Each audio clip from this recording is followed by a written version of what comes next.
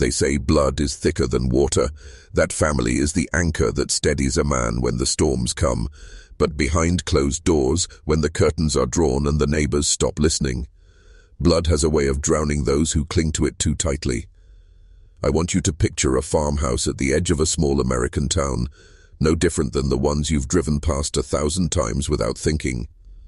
The paint chipped, the windows clouded with dust, the grass just high enough to whisper in the wind. You'd never suspect that inside, 3 generations carried secrets so poisonous they rotted the walls from within. It's a story you won't find in history books, because families like this make sure the records stay clean. They burn what needs to be burned. They bury what must stay buried. Loyalty, they said, was everything. But loyalty in this family didn't mean love. It meant silence, it meant obedience, and it meant protecting the bloodline at all costs, no matter how much suffering bled into the next generation. Fathers teaching sons to keep their mouths shut, mothers warning daughters that betrayal is worse than death. Over decades, what began as whispered rules became chains, binding every child born under that roof to a fate they never chose. The sins of one generation carried forward like a disease, invisible but lethal. I'm not just talking about greed or anger or pride. I'm talking about things darker, the kind of traditions that fester behind closed doors, rituals of cruelty disguised as lessons in strength, punishments that left bruises not on the body, but on the soul.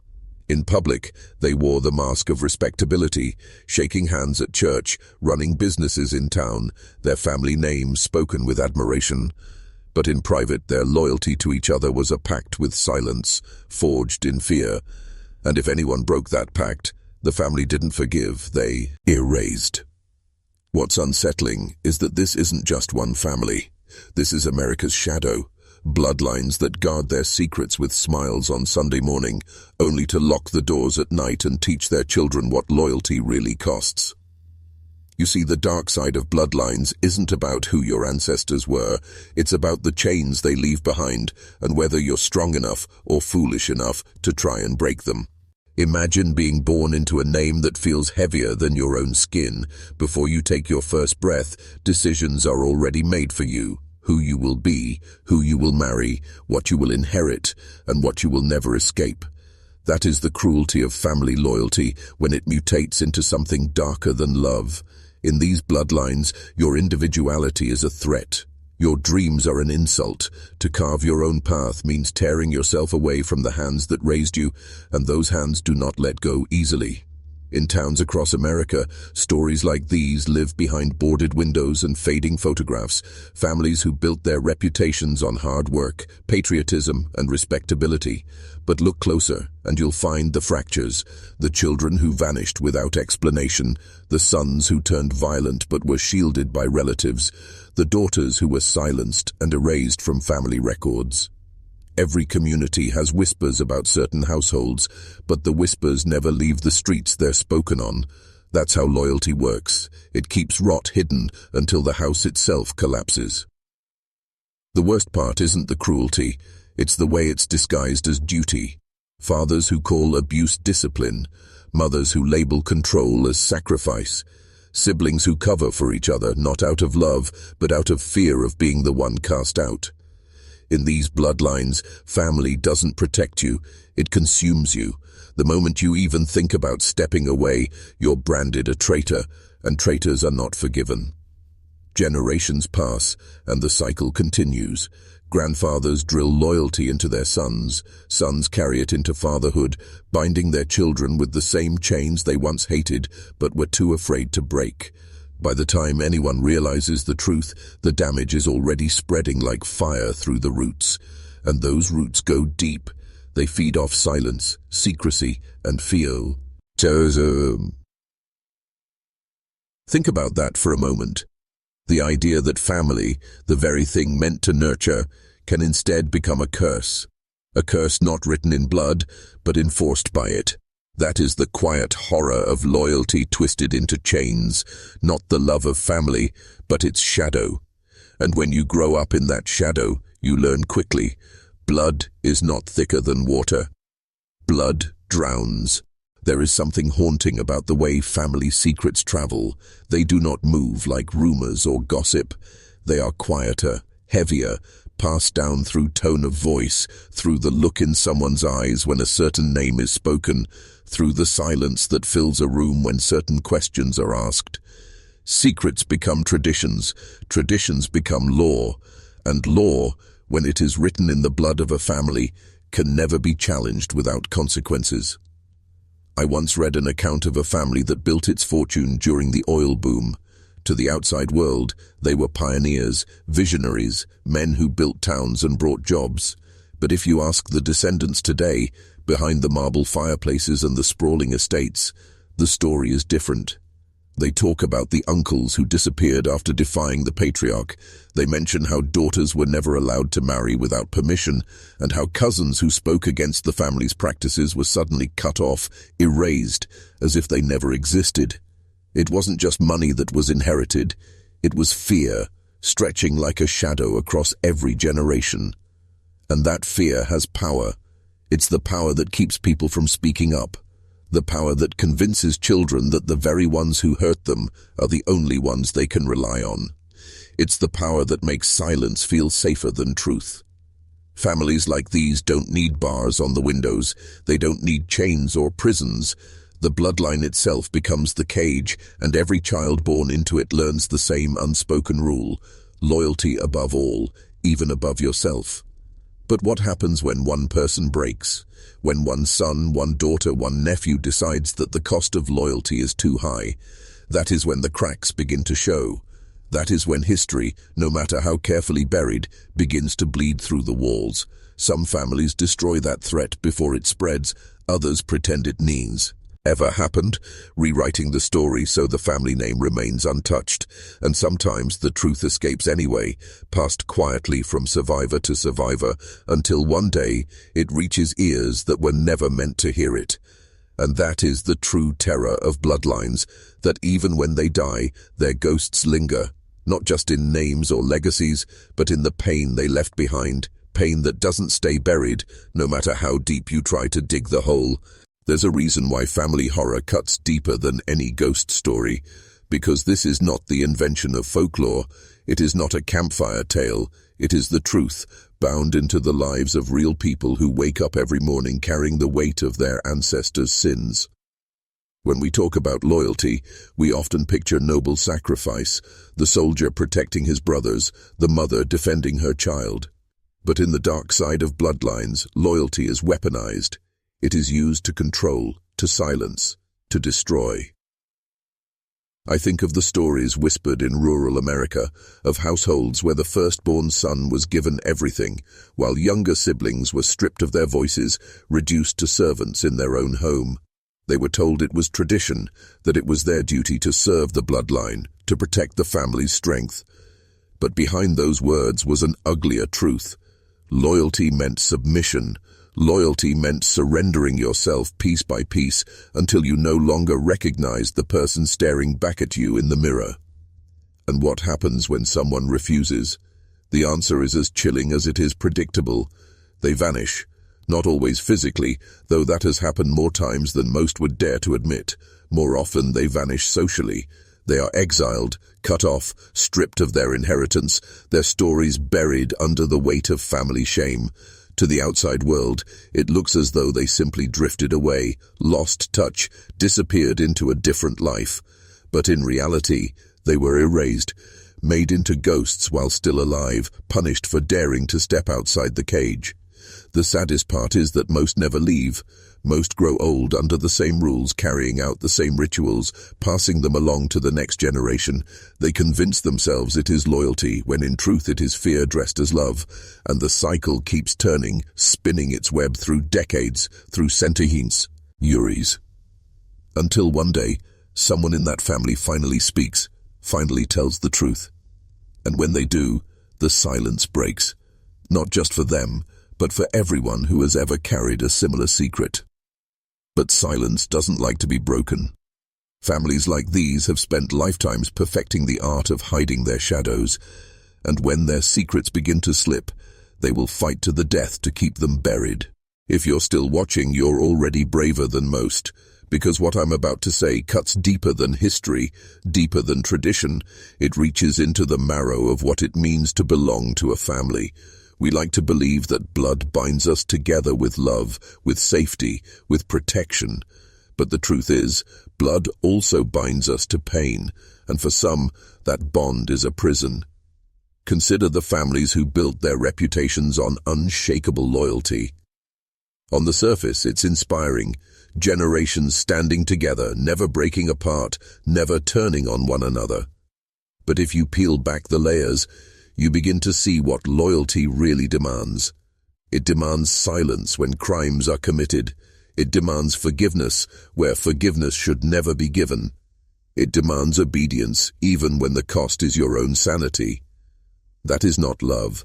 That is control. And once you realize it, you begin to see the dark patterns stretching across American soil.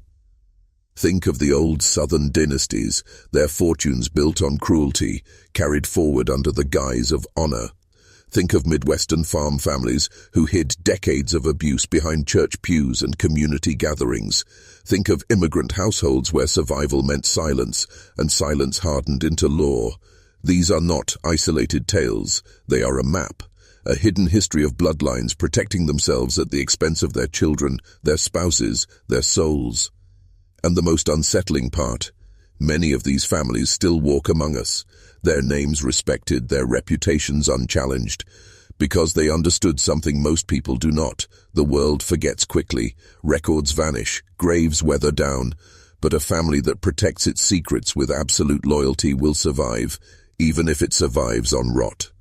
So I ask you, what would you have done if this was your bloodline? Would you have obeyed, stayed silent to protect the name, or would you have risked everything, stepped out of the shadow, and carried the curse into the light? Because one truth is certain, no one escapes unscarred. Either you live with the family's silence or you live with its wrath, and both are prisons, just built with different keys. Loyalty, when twisted, does not stop at silence. It reshapes the soul. Imagine a child who grows up learning that truth is dangerous, that their instincts are wrong, that to survive they must surrender to the family's version of reality. That child learns to question themselves before they ever question their bloodline.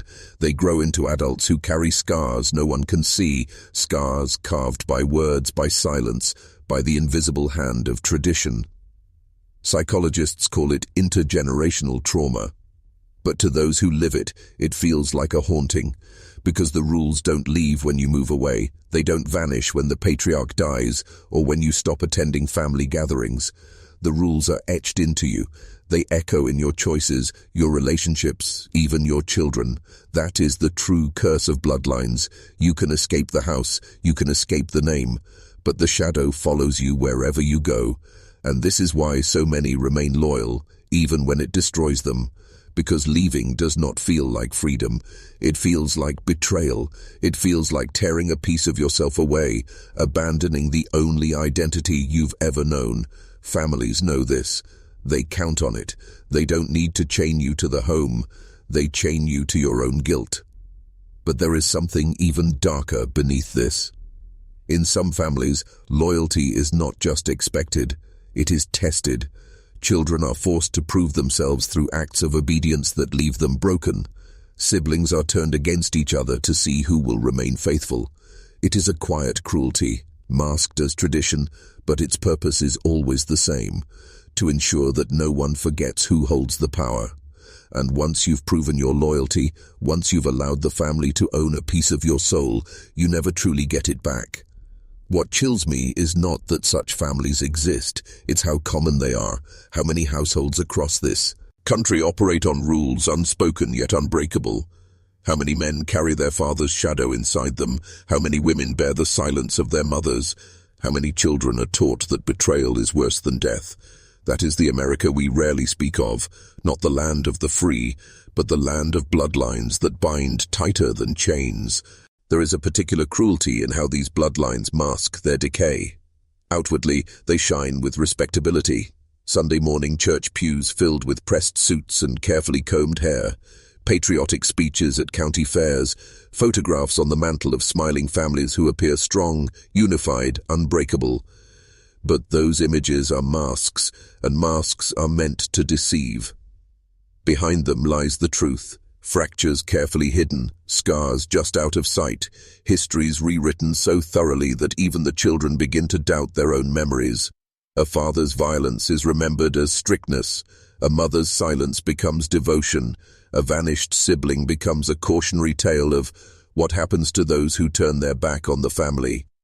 In time, the lie becomes stronger than the truth, because the lie is repeated, reinforced, worshipped.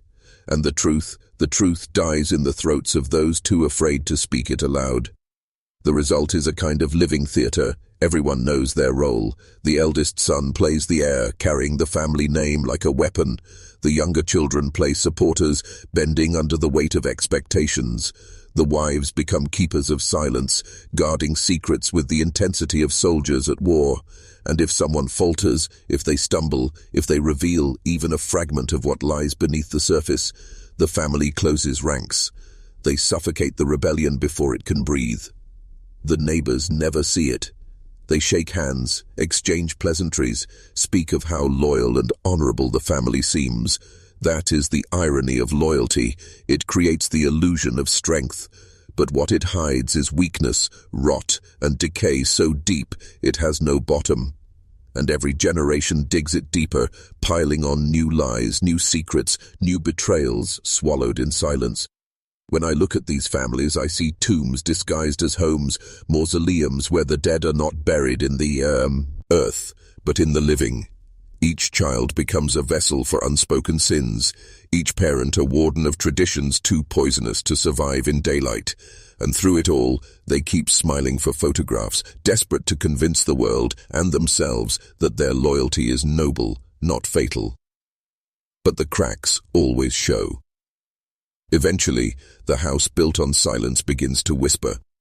And when those whispers grow loud enough, they cannot be ignored. The whispers usually begin with one person, a daughter who refuses to marry the man chosen for her, a son who speaks openly about what others only think in secret, a cousin who questions why certain names are never mentioned, why certain doors in the house remain locked. At first, the family dismisses it. They laugh, they scold, they correct. But beneath that surface dismissal is fear, because one voice of doubt is enough to unravel an entire legacy.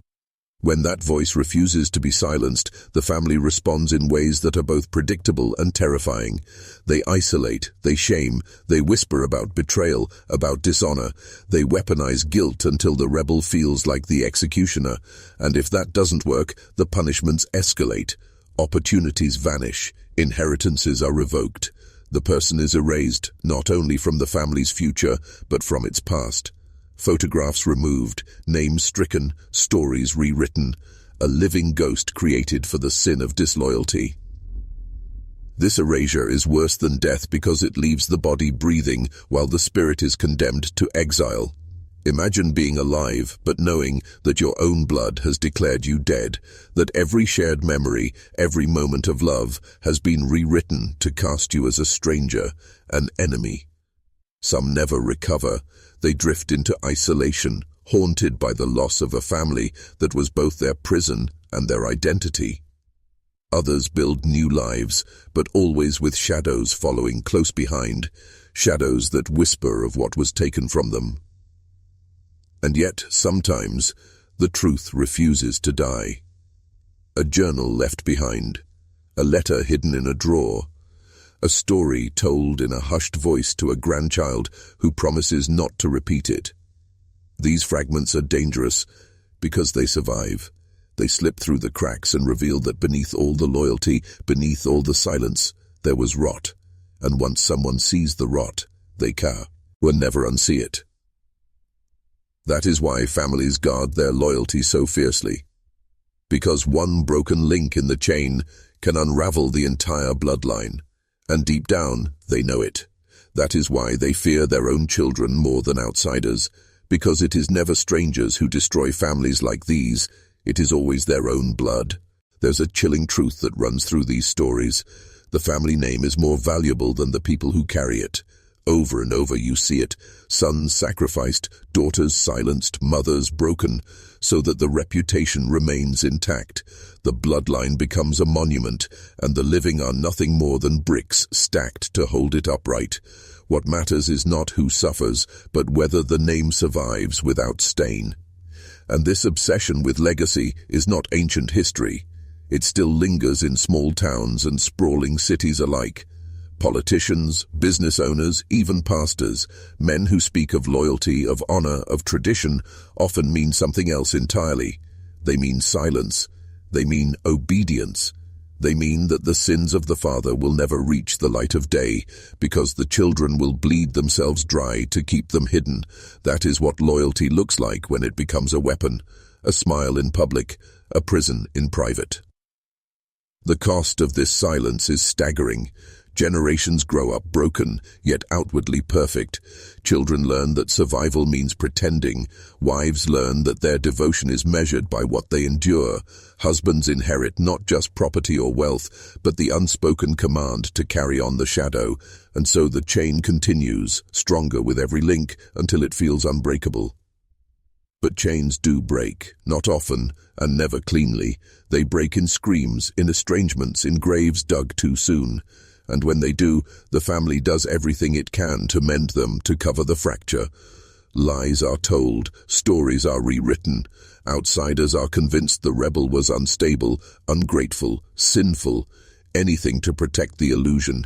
Because for bloodlines like these, truth is not just inconvenient, it is fatal.